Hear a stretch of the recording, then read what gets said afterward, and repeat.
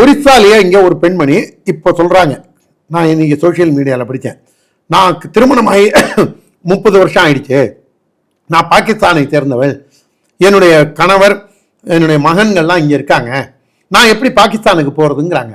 அப்போ நீ 30 வருஷமா என்ன பண்ண? கோழிக்கு ரெக்கை எப்படிங்கிட்டு இருந்தியா? இல்லை 30 வருஷமா உனக்கு வந்து இந்த நாட்டோட சிட்டிசன் ஆகணும்னு தெரியாதா? இந்த நாட்டின் சட்டத்திட்டங்களுக்கு உட்பட்டு இருக்கணும்னு தெரியாதா?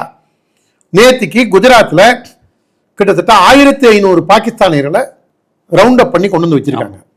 நான் என்ன சொல்றேன், இப்போ இவங்களுக்கெல்லாம் என்ன, இவங்கெல்லாம் எங்க போவாங்க அப்படின்னு யாராவது கேட்டாங்கன்னா அதுக்கும் ஒரு வழி சொல்லுவோம்.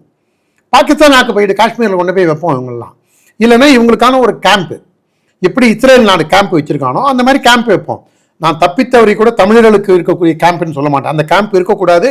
அந்த இலங்கை தமிழர்கள் அனைவரும் பொது ஜனங்களுடன் இணைந்து வாழக்கூடிய வழியினை தமிழக அரசு முன்னெடுத்து மத்திய அரசிடம் கொடுக்க வேண்டும். ஏற்கனவே அதை செஞ்சுட்டு தான் இருக்க மத்திய அரசு. நீங்கள் இலங்கைக்கு போய் நல்லபடியாக இருக்கீங்கன்னா மீள் குடியேற்றத்துக்கு வழி செய்யணும்னு சொல்லி நிறைய பேர் போயிருக்காங்க. இங்கே இருக்கக்கூடிய நம்முடைய இந்து தமிழர்களுக்கு பொது ஜனத்தில் கலந்து இருக்கட்டும். ஆனால் இங்கே இலங்கை தமிழர்களுக்கு, இலங்கை வாழ் பூர்வக்குடி இந்து தமிழர்களுக்கு இருக்கக்கூடிய மாதிரி கேம்ப் இல்லாமல் அவங்களுக்கு ஒரு டிடென்ஷன் கேம்ப் தனியாகவே வைப்போம். பாகிஸ்தானியர்களுக்கும் வங்கதேச